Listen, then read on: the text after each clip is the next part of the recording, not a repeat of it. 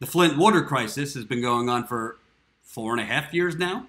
4.5 years it's been going on. So as I reported over the summer when we went to Flint, we showed you the 3.5, 4, 5 hour lines in some cases where residents were having to line up for blocks to basically get 2 cases of bottled water that were being sent in from donations. They were being sent in from donations because the state of Michigan shut down the water pods in Flint.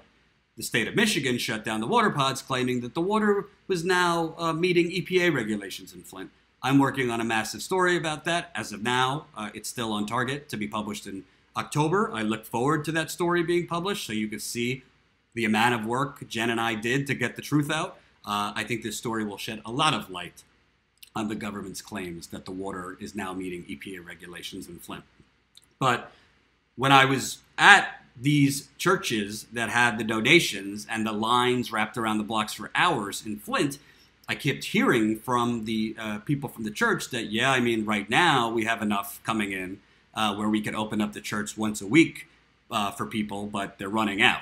So basically, this was just the churches, and were basically just, if they had enough water to donate, they would. So it wasn't very consistent where residents could go and get the bottled water. It was really up to how many people from around the country donated. Well, now it seems, unfortunately, the state obviously has been derelict in doing their job in helping the people. Now it looks like donations are actually running out for bottled water in Flint. So reading from this story, running low on donations, Flint water locations suspend distribution.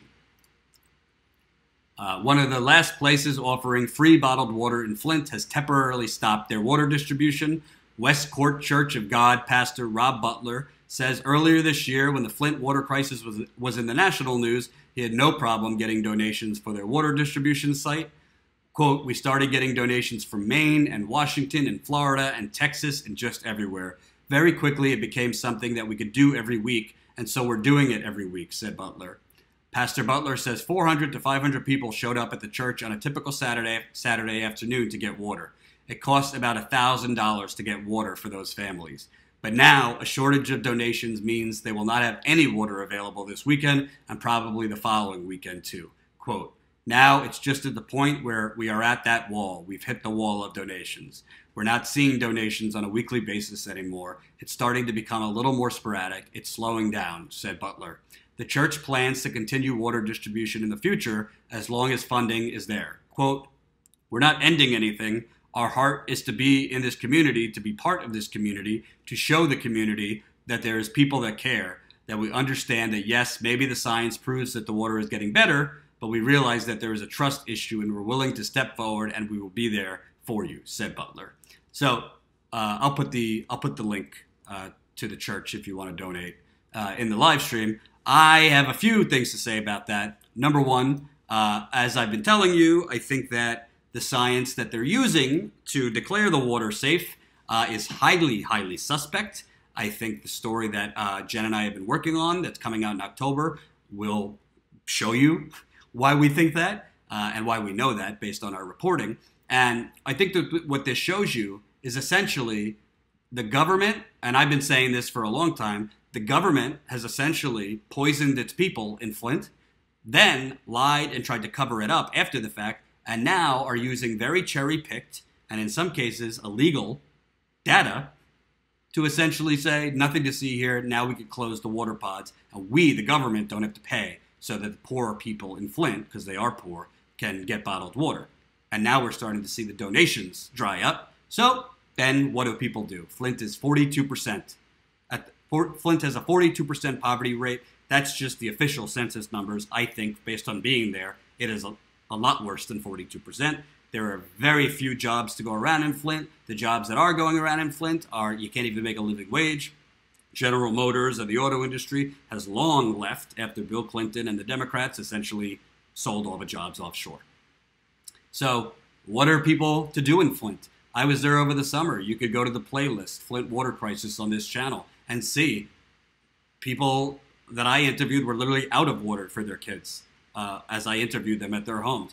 People don't have times to go. People didn't have time to go wait for 3-4 hours in between working two to three jobs for 2 cases of bottled water. Most of these people don't have, $100 a month to pay for bottled water.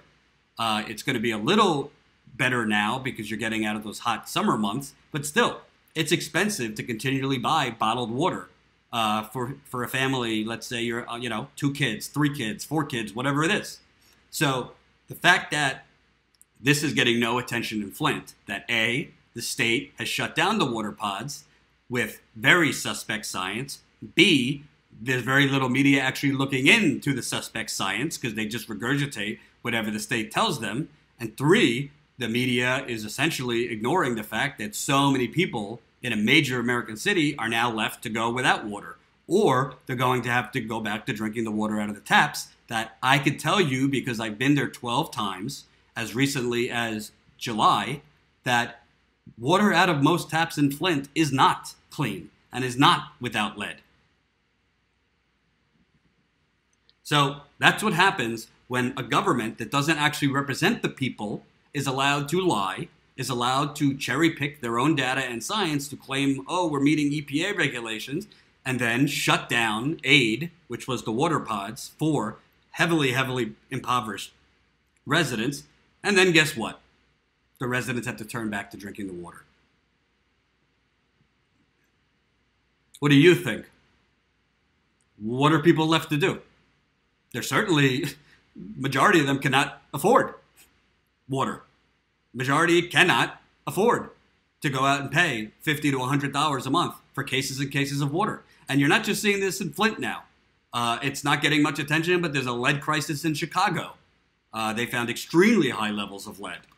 Detroit has now shut down taps coming from their fountains across schools because they found high lead and copper in the schools. And for who knows for how long. Most of these schools are extremely old. Most of these schools have plumbing that's 70 to 100 years old, and they don't do consistent testing in Detroit or other cities across the country. And a lot of these water utilities have been caught cheating on the testing by running the water the night before or the day of. And when you run the water before taking a lead and copper sample, you're flushing out the high levels of lead and copper, so you get an artificially lower number. Rosanita, 57 schools in Detroit. So if you have kids, I would check into how old is the plumbing at your kids' schools. Have the schools had testing for lead and copper? When the water was, if they did, how was it tested? Did they leave the water not in use and totally stagnant for a minimum of 6 hours and then take the water right away? Because that's the accurate way to do water testing. You know, I know Russia, I know Trump is big news all the time, but I think making sure our kids aren't drinking poisoned water all across the country is a little more important, or at least equally important. What do you think?